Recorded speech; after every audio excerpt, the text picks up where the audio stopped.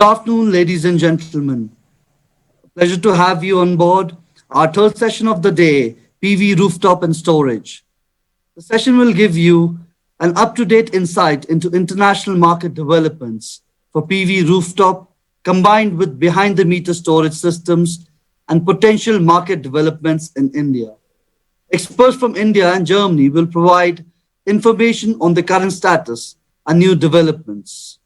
Will PV plus storage replace diesel gensets entirely in India within the next 5 years? Ladies and gentlemen, may I please invite Dr. Nicole Glanemann from German Ministry for Economic Affairs for her opening address. Dr. Nicole, please.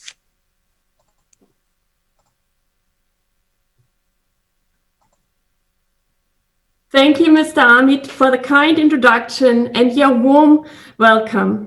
On behalf of the government of Germany, I'm honored to welcome you here at the session on PV rooftop and storage at this second REI E-Expo in the framework of the Indo-German Energy Day.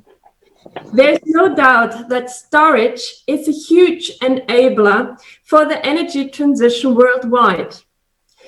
In Germany, we have decided to shut down nuclear and coal-fired power plants within the next 2 decades. By 2050, Germany aims to become greenhouse gas neutral. And this is in line with our commitment with the Paris Agreement. And Corona has not altered this plan. We will, on this road towards carbon neutrality, renewable energies and CO2 neutral storage applications will play a key and indispensable role. Coal-fired power plant generation shall end by 2038, but possibly earlier. All our nuclear power plants will already be shut down by the end of 2022. As our Deputy Director General Energy said in her welcome remarks this morning, this year more than 50% of Germany's electricity consumption has already come from renewable energy sources. The German people benefit directly from the energy transition and have become part of it. You can even say they directly participate in the renewables business. More than 40% of all solar panels installed in Germany are mounted on the roof of private houses or on facilities belonging to farmers. More than 50% of newly installed PV rooftop systems in Germany already come with a battery, a huge market, which also helps to stabilize the grid of the whole country. To get to know more about this market and the opportunities that might already exist in the Indian market, the government of Germany and the government of India have agreed to look deeper into this topic. And this is why we are here today. I'm looking forward to today's insights from Germany and also and especially from India. These insights might inspire further activities that promote this kind of technologies in our countries. With this, I would like to hand over to our first speaker, Mr. Winter. He will give us an overview to set the scene for further presentations and discussions. Thank you so much. Yeah, namaskar everyone. Thank you very much. Dr. Nicole Glanemann will directly jump into the topic. I think you can see the screen. I will just quickly go through the worldwide developments, mainly focusing on the battery part. As an activity, as Dr. Nicole Glanemann said, which has been decided to be promoted by both of our governments, the federal government of Germany and the government of India. I'll then just point out some drivers, which I think Vinay Rustagi will then also point out for the Indian market, and maybe also give some ideas on where the market could head towards in India. Just to get familiar a little bit with the topic behind the meter, what does it mean? I mean, we have a meter and we just consume the power with any load that can be residential load or commercial or industrial load. We can put some solar on our roof and we can use this for self-consumption, or we can feed this into the grid. But we could also deploy a battery and then just use this electricity for the load without consuming it from the grid. And certainly, and that is where a lot of music is playing right now internationally, this battery power can also be used for interaction with the grid in terms of ancillary services and more. And definitely this battery could also be in electric car. In terms of worldwide development, these are the latest numbers from Bloomberg so far.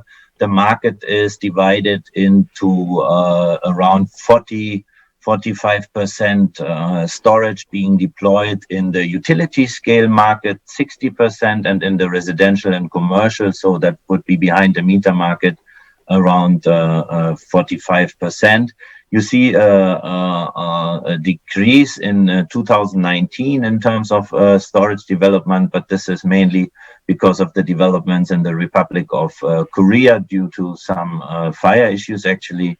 Else you see that there is a steep increase in Japan, Germany, China, Australia, but also United States driving the market. These numbers here are for global behind the meter deployments only. So we're talking about around 1.2 gigawatts of capacity being installed in, or 1.1 gigawatt of capacity installed in 2019. US, as I mentioned, the steep increase also expected for 2020. So they are talking about 50,000 residential storage systems, doubling the market. In Japan, the average system size is more of 7 kilowatt hours due to the fact that most of these systems are being deployed in the residential market. A small fraction, small share of commercial deployment in Japan. In Germany, we also see a steep increase in the deployment of mainly residential systems. So far, around 180, maybe by now more than 200,000 systems have been installed already. It is said that around 50 to 60% of all solar rooftops being installed in Germany actually already come with a storage system, also due to the fact that the prices are decreasing significantly per kilowatt hour. What are the drivers? Yeah, so one main driver is definitely cost. System costs are coming down, performance is coming up. We are talking about 1,000 cycles and more. And at the end, this means electricity bill savings. And as you might be well aware, in many European countries, the tariffs for the residential sector are the highest. So that is where these systems are being deployed. Whether in India, it would be more the commercial and industrial sector, which Vinay Rustagi from Bridge to India might dig deeper into later on.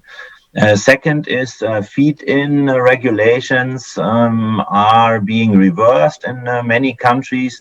So for more new PV connections, there might be also no feed-in anymore, or the feed-in tariff gets lower and lower. So it does actually make sense to self-consume the electricity produced by solar. Just as an example, for example, the feed-in tariff development in the UK, you see it's coming significantly down. So actually, it does not make sense to generate at a high cost PV power to feed it into the grid. So definitely, there's a huge trend for self-consumption. No, these tariffs remain the same for I guess 20 years. But if you start with the solar system in 2016, 17, 18, you would not that much be interested in opting for feed-in. You would go for self-consumption. No, the third driver definitely still subsidies. But decreasing. For example, in Germany, the KfW Development Bank had supported these systems in the past, but as per the data of KfW and Bloomberg, the subsidy actually decreased significantly, and in 2019 there's no more grants from KfW. So one could not say that this business in Germany is flying because there are subsidies. There is still special loans for storage, state-specific subsidies continue, but mainly people in Germany are deploying these systems out of economical reasons and without any subsidies, plus for being independent. So that is a huge driver. Maybe also in times of COVID increasing, to just like generate your own electricity and to just be independent. In the US, a big driver were like the bushfire shutdowns in California. In India, it might be more of a backup solution. And yes, once you have such a system deployed, you know your power price for the next 20 years. No? Players, just to give a small glimpse, who are like the biggest players in behind the meter technology. Lots of German names to be seen here. I think Varta is well known. Sonnen now being bought by Shell, one of the most exciting leaders in this technology. IBC Solar, E3 DC, Fluence also active here in India for larger scale systems. Yeah, I think Tesla is very well known. SMA, also a German company. Yeah, just to get an insight, just an example for a typical systems. For example, the company Sonnen, they have already more than 50,000 residential systems behind the meter installed already. A typical system which they now offer already has 8 kilowatt, and they can go up to 72 kilowatt. 8 kilowatt, that would be enough to power maybe 5 ACs in full load in India. And 33 kilowatt, that means hours, that means 4 hours of deployment already. They use lithium iron cells and guarantee a full warranty for 10 years, and speak about cycles of more than 10,000. Dr. Gaebler also on the panel today. He will dig deeper into a system customized for the Indian market, the PV port. So looking forward to this. Business models, yeah, they depend on the drivers, but yeah, as I just said, no, increased self-consumption would be one business model, independence, demand charge reduction, backup power. But what we see is that there is more and more service providers, especially with unbundling of discoms, which actually use the assets of storage for frequency regulation and other ancillary services. And Sonnen is one of these companies doing so. So they actually bundle virtually these kind of storage systems deployed in different houses and homes, and then act as a large provider in the megawatt scale, at least, at the electricity exchange. So they are able to charge these batteries during solar times, and maybe there is enough electricity left to be traded at the electricity exchange. I think we would have enough time, so I can just show you, give you an idea on how this looks like. So at the globe.sonnen.de, you would be able to actually look into almost all systems deployed by the company, and they're virtually connected. And in each country where this company Sonnen is able to act as an electricity provider, or let's say discom, they are able to trade the electricity.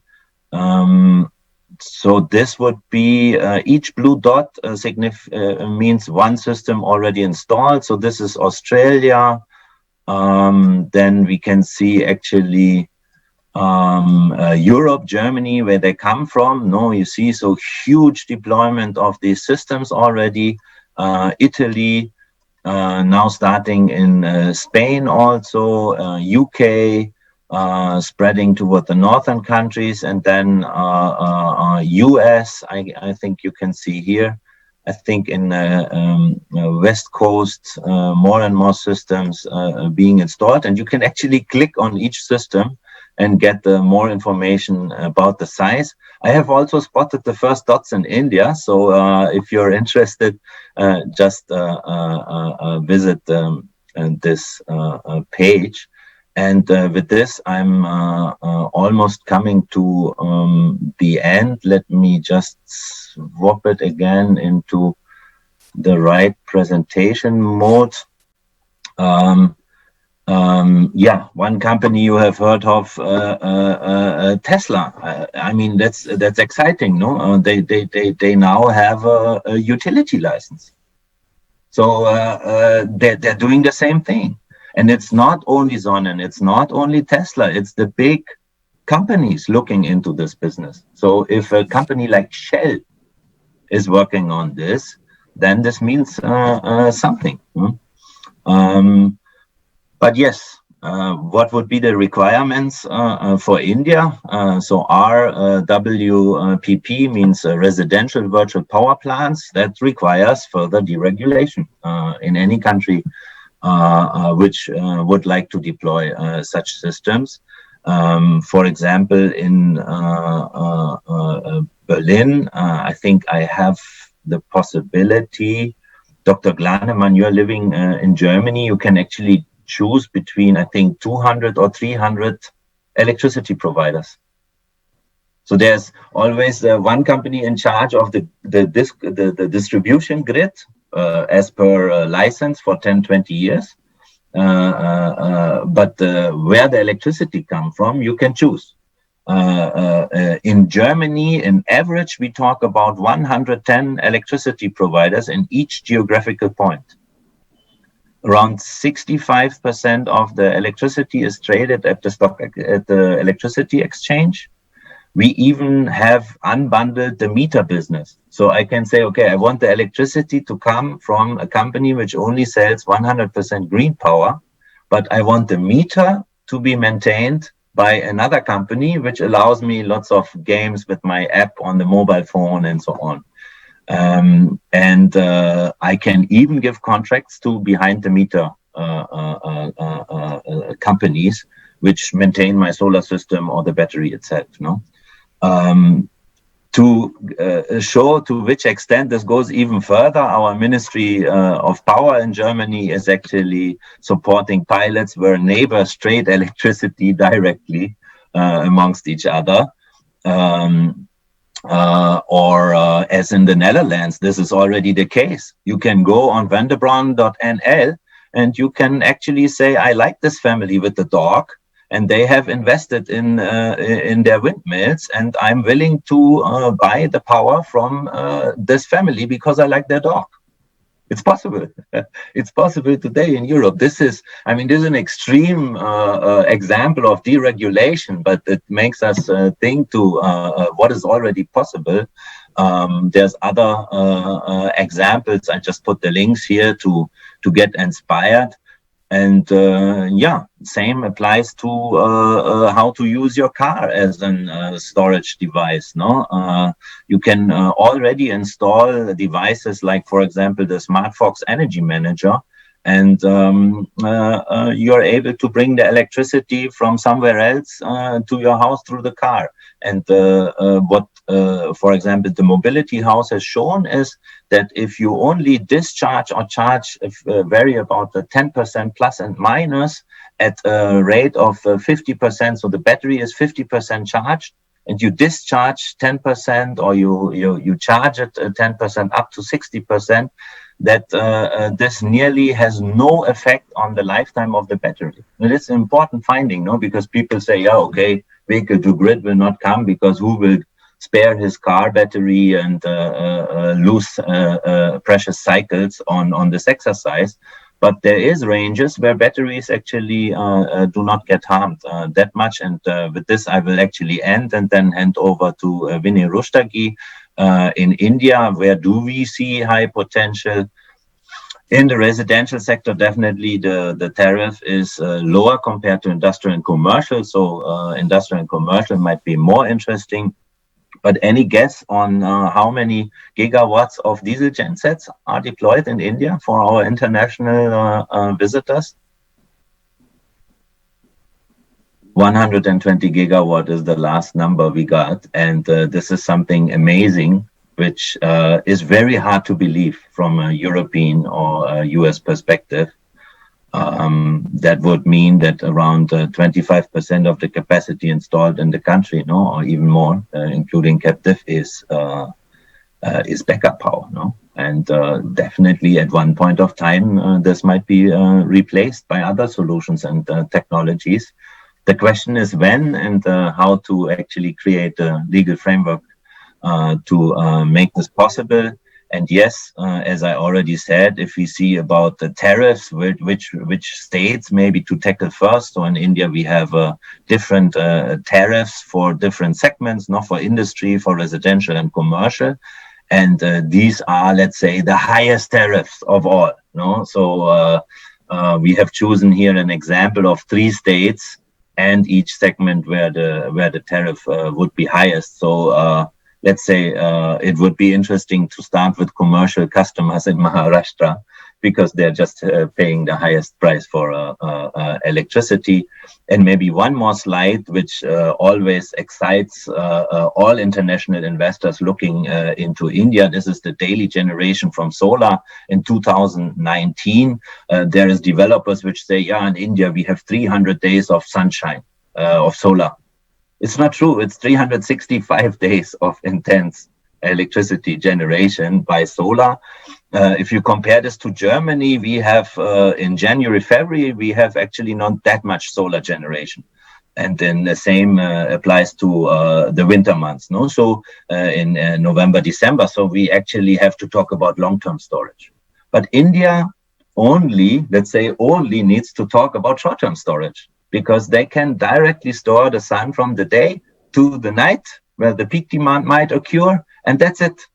So we're talking about 3, 4 hours, 5-hour storage. Then the energy transition in India is solved. And that actually makes us confident that India has a very high chance to actually even surpass Germany in terms of the energy transition when it comes to higher penetration of renewables, because you just do not need actually long-term storage. You can go with short-term storage. And yesterday we have actually checked the last 365 days of actual solar generation from the website from CEA, which now gives the solar generation, exact solar generation, daily generation profile for each day. And thank you to my colleague Madhu, who actually put together all these numbers. So this is from August till July 2020. And you see again, there is not one single day where one would say solar generation in India would have not been sufficient. So this is amazing news and a huge enabler for storage applications, smaller storage applications also in India. And yeah, Vinay will talk about the solar rooftop development. Just one impression of what it could look like in the residential sector. This is one of my favorite photos, just to know that in India we are using mainly flat rooftops and glass technology being deployed, maybe with an even economic mounting structure here, a wooden structure where the light can even go through and makes life on the terrace even pleasant in summer months, and generating electricity. And if you paint the floor white, you might even increase the solar generation by the albedo effect with the reflection from below. So that could be one vision for India. And with this, I will close. Thank you very much.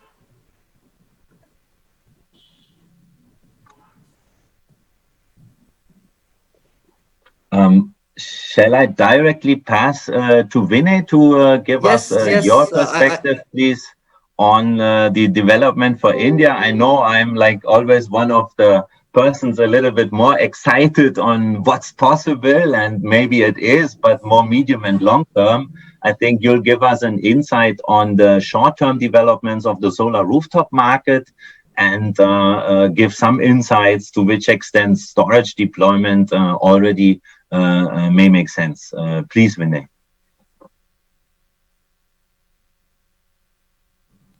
I hope everybody can hear me. Thank you, Tobias, and thank you, IGEF and Informa, for inviting me to this session. I'm really delighted to be here.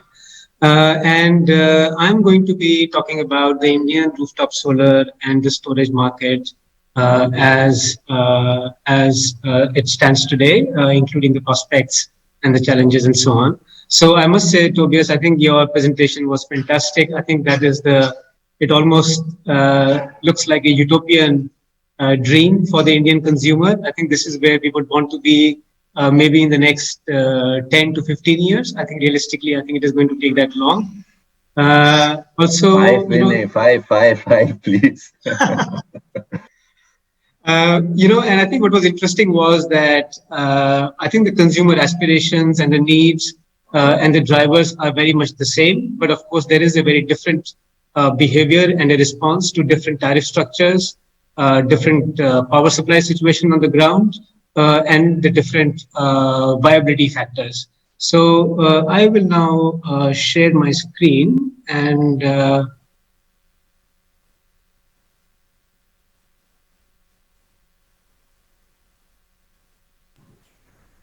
I hope you can all see it.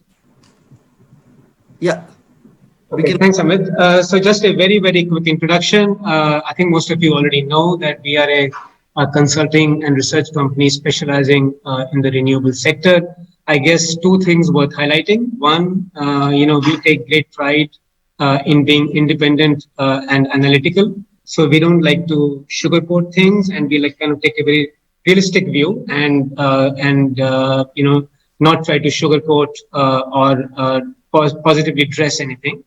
The second thing is, because we are 100% focused on renewable energy, we always try and bring strong domain expertise and sector insights into all the work that we do.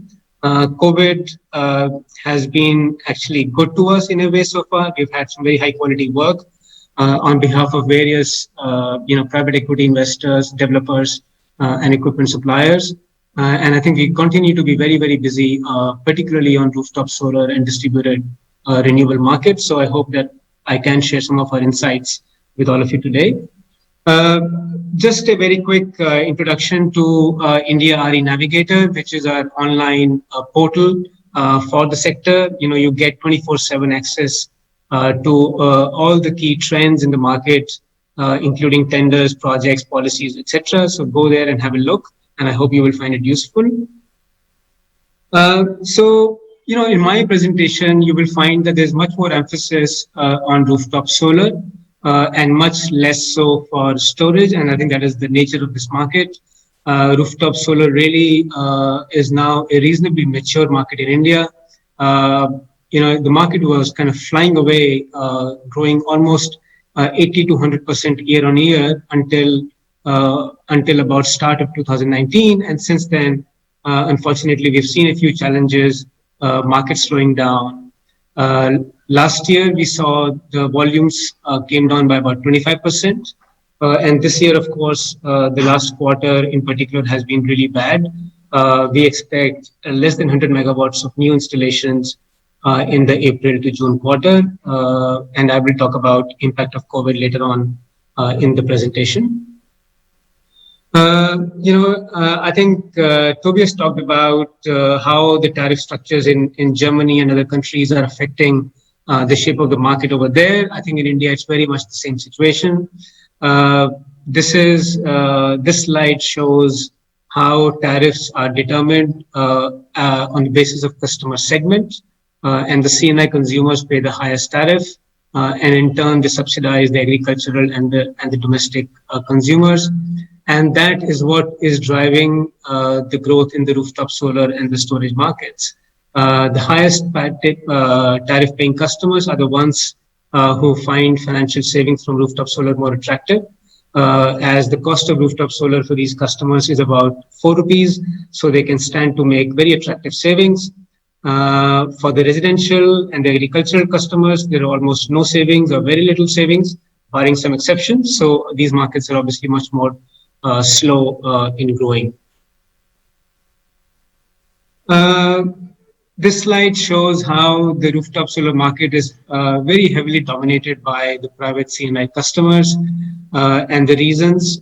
First reason, they want cheaper power. They want to reduce the cost of power to stay competitive, to improve their profitability, to stay ahead of the competition. The second and a big driver for them, equally big driver for them, is reduction in carbon emissions. Many of the large CNI consumers, both because of their internal initiatives as well as some external compulsions, for example, renewable power obligations, they are keen to reduce their carbon emissions and hence improve the renewable energy penetration.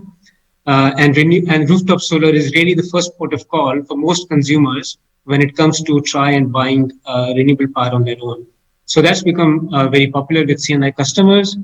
Government customers, there's a huge push from the government for all government departments to adopt rooftop solar, but the market there's not been a smooth sailing for the market.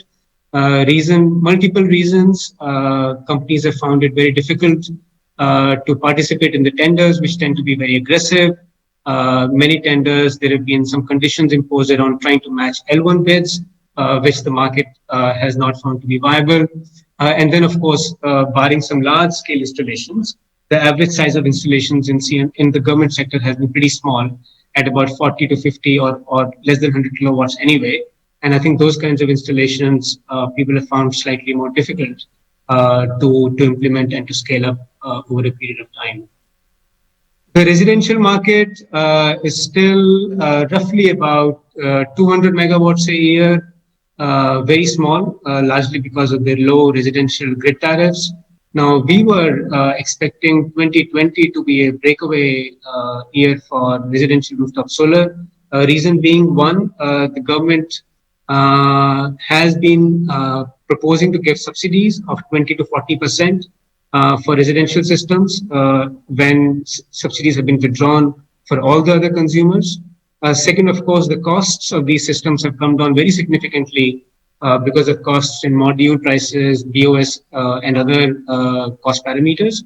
But then I think those kinds of benefits and opportunities have been somewhat eroded by other factors, like, for example, safeguard duty has come in, GST has increased the costs, financing has been a challenge. So again, I'll come to that a little bit later. The really good news, in addition to the fact that the most CNI consumers are very keen to adopt rooftop solar, is that now we have a very mature and thriving ecosystem comprising both the installers, the contractors on one hand, and the financiers on the other hand, in particular equity investors. So there is a lot of equity investment available today for the OPEX business model, whereby third-party investors come and own the assets and supply power to the CNI consumers under a PPA framework. And as you can see in this chart, there are some very large ticket IPPs, private equity investors, even sovereign wealth funds who have jumped into the CNI renewable market. Shell and Petronas, two of the world's biggest oil and gas companies, are active players. So really, I think for the large CNI consumers, it is very easy today to not only build a rooftop solar system, but to try and get financing from third-party investors and lenders. Coming to the challenges, I think, let me just try and explain this slide. So this is like we have consumer size on the y-axis and the financial strength of consumers on the x-axis. So most of the industry today is really focused on large blue chip customers, offering them, large individual installation sizes, good bankability for the PPAs. And this is now becoming the hotly contested area of the market, very, very competitive, more than 10 to 12 large developers playing active in this market. But the rest of the market, all this market here is pretty much, I would say, still underdeveloped and undercatered to. The reason, I think, twofold. One, financially, most developers are still not willing to finance any client who's less than A-rated or who is installation size where it is less than 200 kilowatts. So the RESCO solutions are not available for these smaller customers. Even debt financing is a bit of a challenge with most NBFCs and banks demanding collateral, cost of debt financing being as high as 13, 14, or even as high as 16 to 18%. And that, of course, is not seen as viable by the consumers. The second challenge facing the rest of this market is that particularly the MSME customers, they feel that they're not catered to by them, by the industry, and they find it difficult to make the choices and the informed choices about the vendors, equipment, selection, configuration of the system, etc., etc. And I think they really need a little bit of a helping hand in trying to make the best possible choice for them on business model, financing, grid connectivity, etc. I think net metering policy framework, we have net metering or grid, gross metering policies in place now across most of the country. The problem is that the policy landscape is becoming more and more unpredictable because the DISCOMs are pushing for withdrawal of free net metering. We've already seen some of the largest states, including Uttar Pradesh, Tamil Nadu, Gujarat, and Karnataka, are trying to limit net metering policies for C&I consumers. Some states are even trying to impose charges for installation of rooftop solar systems.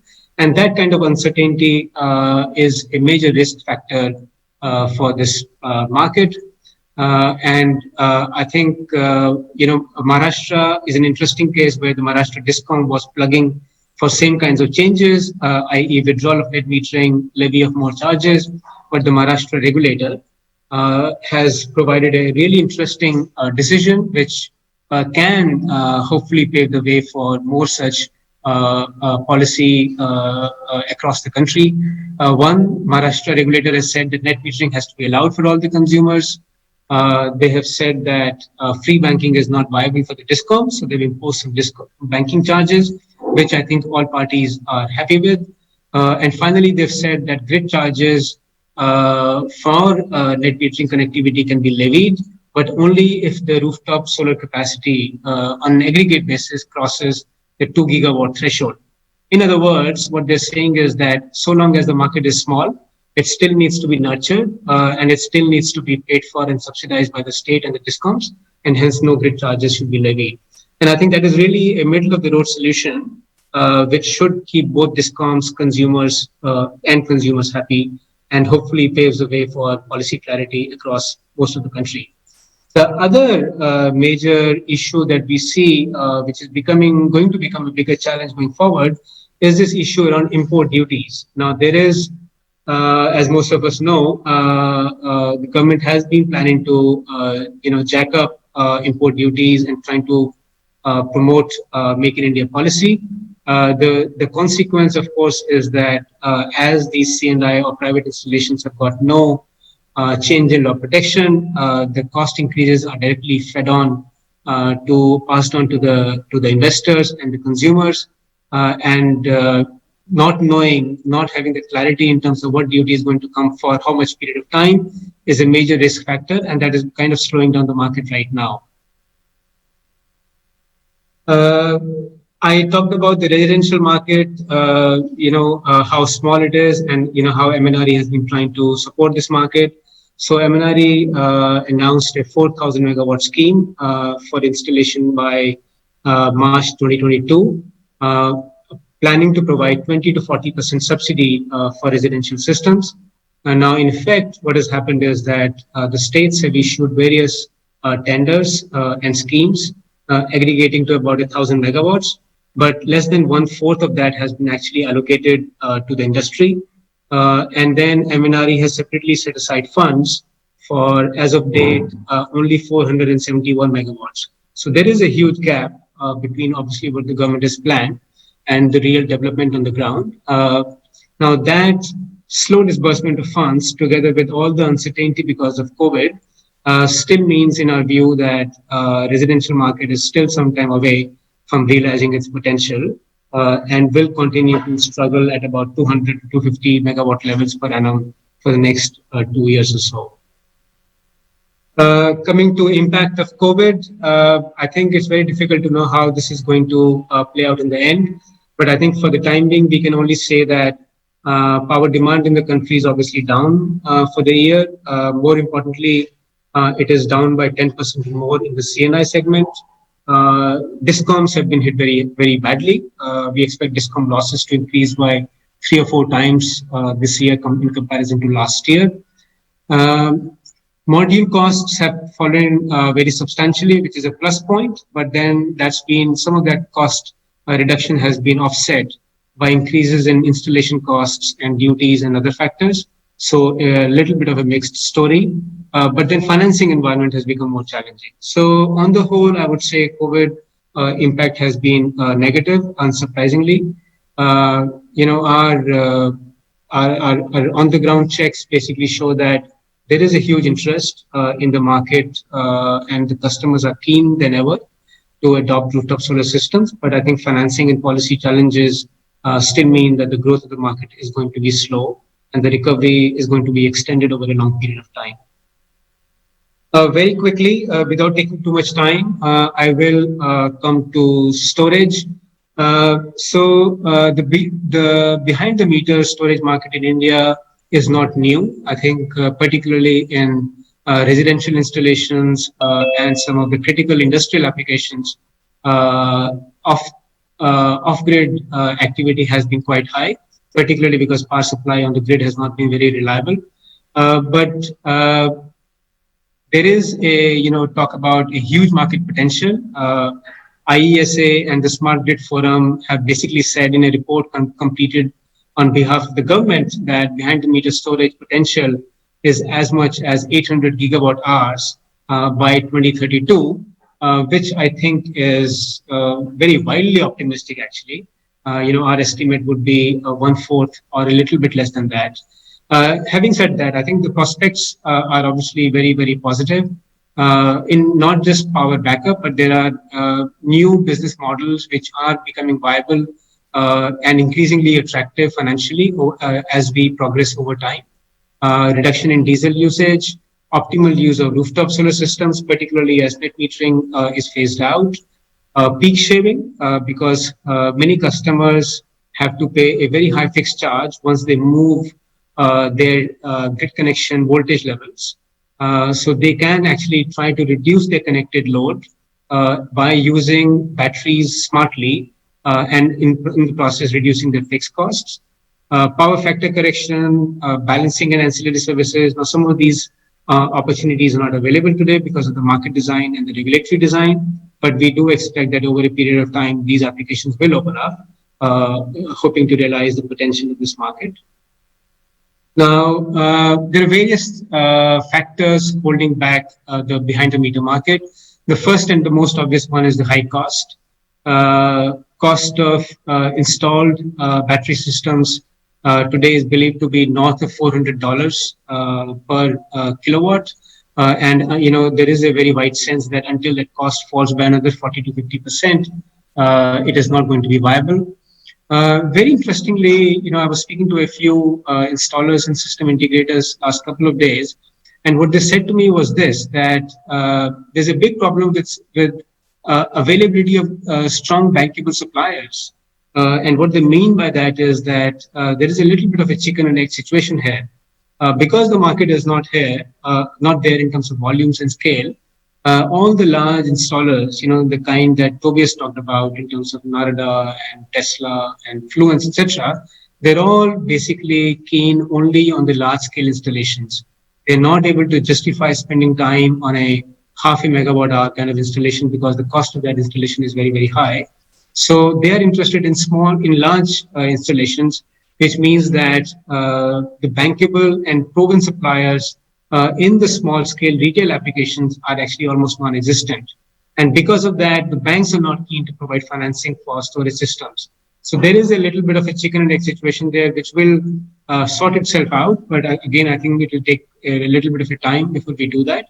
And then, of course, I talked about the regulatory design needs to evolve to allow more time of day tariff differentiation, a higher fixed cost in the grid tariff structure, more ancillary services provision, because of which hopefully the business cases for the end consumers can develop and evolve. And finally, there is the safety risk, which still remains a bit of a concern for the end user. So with that, I'll just quickly talk about my conclusion and assessment of the market. Without a doubt, it's a very high growth potential. All the market factors and parameters are moving in the right direction. But what we need more than anything else is policy stability and visibility. That is the number one demand of the investors and consumers today. We need more affordable financing. And I think we've seen a little bit of innovation in the industry by more NBFCs coming up, more developers offering hybrid financing solutions. And I think we need a little bit more of that. We need more customer segments to be covered for the market to realize its potential.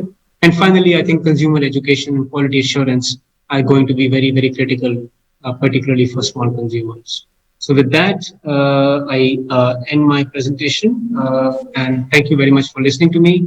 And I'll be happy to take any questions later on. Thank you. Yeah, thank you, Vinay ji, for this fantastic presentation. I think we'll skip the question part for the end, and I will just hand over directly to Joerg Gaebler from GIZ, which is demonstrating a solution which might be feasible for the Indian market today already. So yeah, excited to get to know more about the PV port concept. Yeah, namaskar, namaste to India from Leipzig, a town in East Central Germany, which was heavily based on coal. And thanks to Dr. Glanemann pointing out the exit on coal, could show you here in Leipzig an exit from lignite coal, a very dirty form of coal, has happened. So glad to be here, and thanks to Tobias and thanks to Vinay for their great presentation on a global perspective on hybrid solutions using storage and solar, as well as how India could move into a country with a lot of potential. So I will share my screen now on the presentation I have, and then start the presentation. I have a lot of pictures, not too many. So I hope you can see now the slides. Solar hybrid, I call it, with storage. Make in India, a case study. It is really a case study of 2 years of GIZ work with a team of 12 people roughly, and trying to do something what we call today PV port and store, a standalone integrated system, which has both solar generation and electrical storage. The idea came on a plug-and-play solar system from the MNRE, our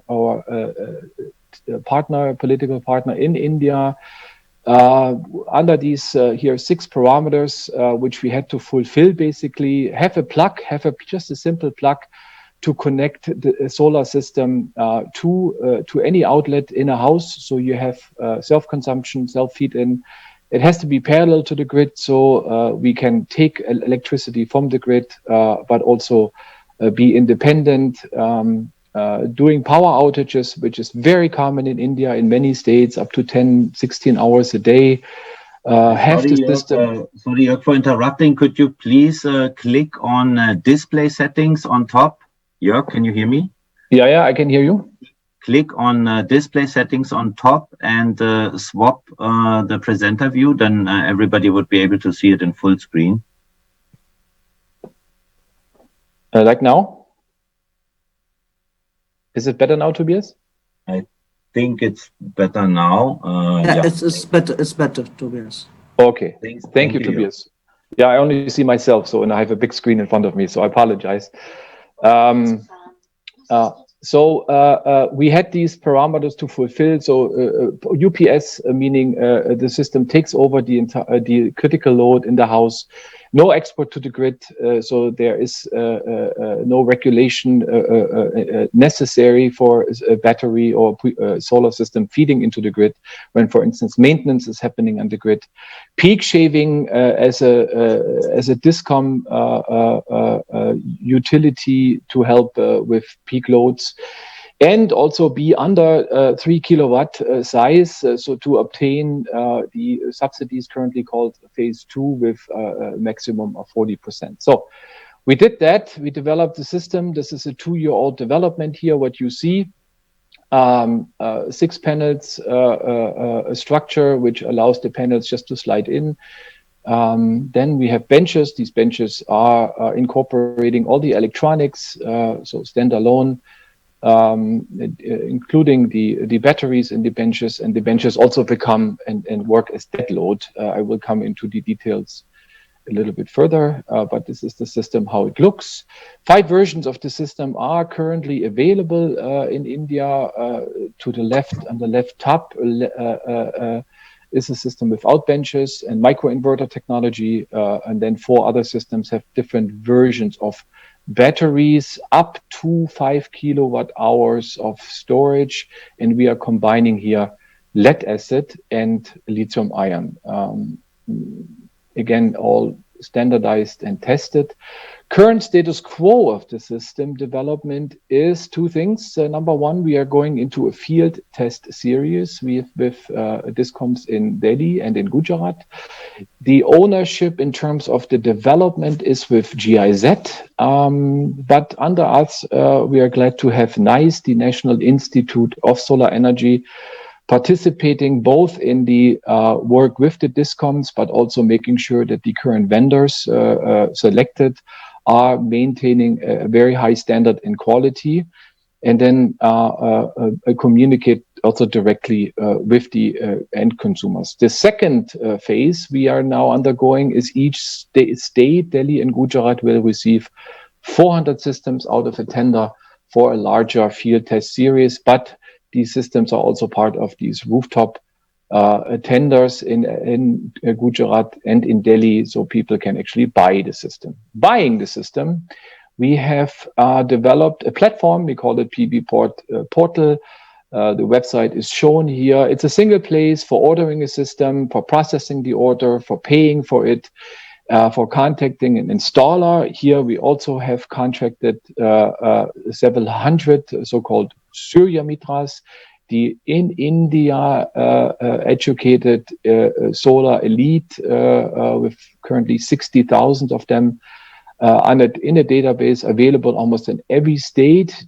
Each one is assigned a PV port once the order is placed on this PV port portal. So we have, let's see, a certain form of traceability from the vendor, from the component, all the way to the end user installation. And again, there is no DISCOM interconnection necessary for this standardized system, because most of the DISCOMs will pre-approve it. Currently only 6 DISCOMs have pre-approved it.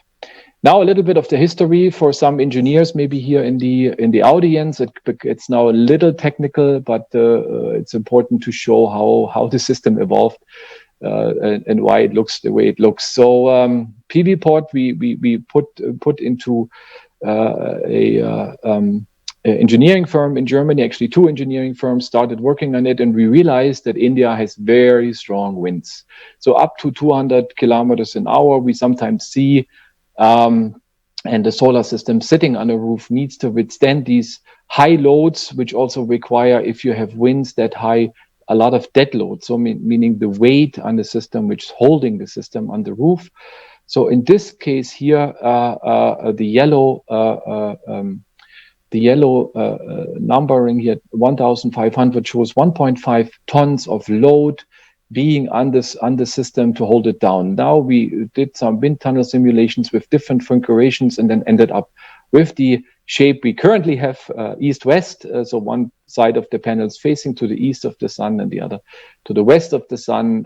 In the sum, it's the same generation in India because, as Tobias pointed out, we have almost 365 sunny days. So here the dead load is below 500 kilogram. We just needed something to hold it down. We made also the structure very resilient, very resistant against any kind of deformation up to the numbers you see here. A TÜV certificate was obtained also in India. And the system comes with not even 24 different parts or part categories. So it can be set up. I heard last week in the first rollout of field tests that we have done it with 3 people under 40 minutes, 40 minutes. So it follows the little IKEA principle, one tool for all, and it's doable. Here are the dimensions, 2.6 meters by 2.2 meters on the ground, and it is roughly 2.5 meters tall. And as I mentioned, these benches, they have several functions, but one is very important because these benches can hold water, 250 liters each side. In total, 1 ton of water can be used to keep these systems down. Electronics are part of each bench, from the batteries, from lead acid, many of them, to just a few lithium ion. 5 kilowatt hours of storage capacity, very easy maintenance. You just pull out the drawer if something has to be fixed and then close it again. IP65, so full water resistance is given as well. And most important for regions with a lot of soiling, because India may have a lot of sun, 365 days. It has also a lot of dust coming from the Sahara, and the dust makes these panels underperform. So here we have an integrated sprinkler system, which has been developed by a German firm, Gardena, which can be used fully automated to clean these panels and have always full functionality. Some applications beyond just using a rooftop here is it's a solar system which can integrate the entire family, and you can use outdoor spaces, roof spaces. You can use it for promotional activities. Yes, last year, November 2nd, doing a summit, Chancellor Merkel did pay us attention to the solar system and called it an energy pavilion. So we kept our PV port as a logo, but energy pavilion also is nice. I also now would like to skip to the next and last technical part, the digitization process here, which is possible, also pointed out by Tobias, to make it a fully integrated part of an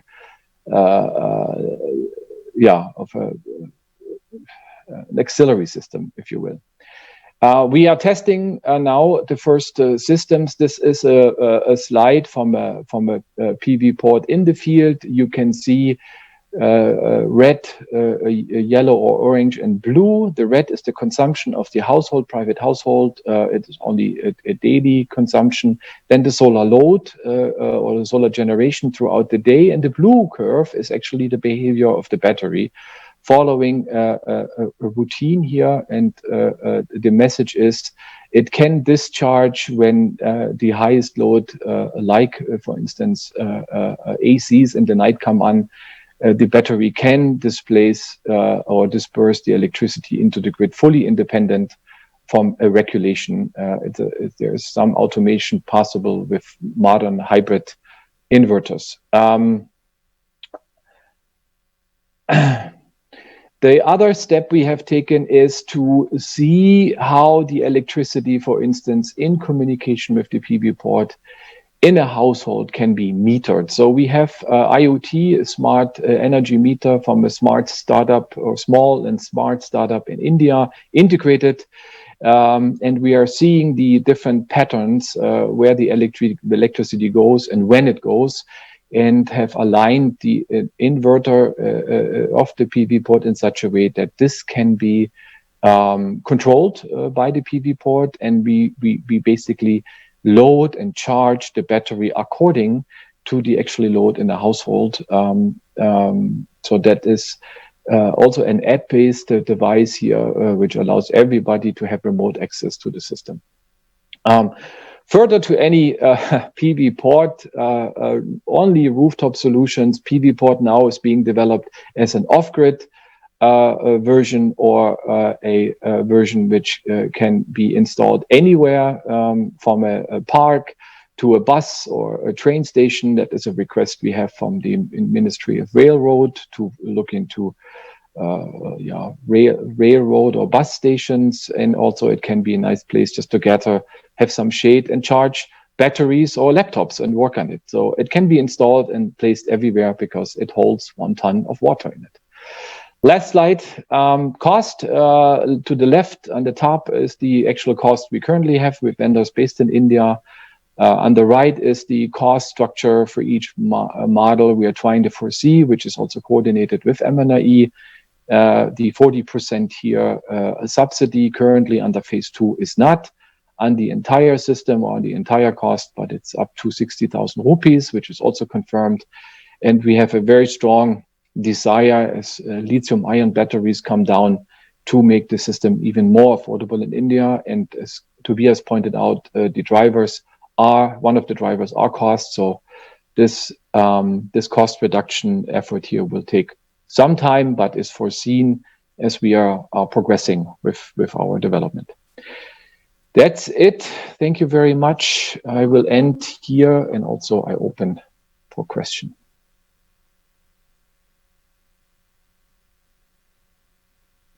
Yes, thank you very much, Joerg and Vinay. So I think, would have a couple of minutes for some questions or discussions. Dr. Glanemann from government of Germany, you had seen, I think, some optimistic views on